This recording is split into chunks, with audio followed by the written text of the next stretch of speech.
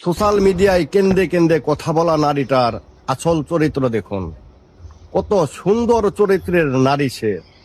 মাফ করবেন আমায় এমন একটা নিকৃষ্ট ভিডিও দেওয়ার জন্য।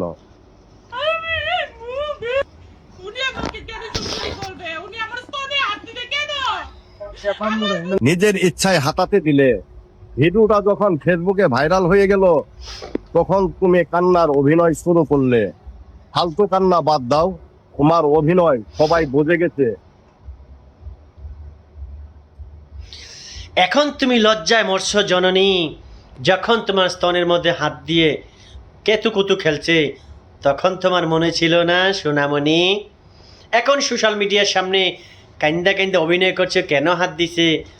হাত দেওয়ার সুযোগ যদি তুমি করে না দিতে, ওই দাদাবাবু কি করে তোমার কুতুকুতুর মধ্যে হাত দিত? কিছু বললাম না।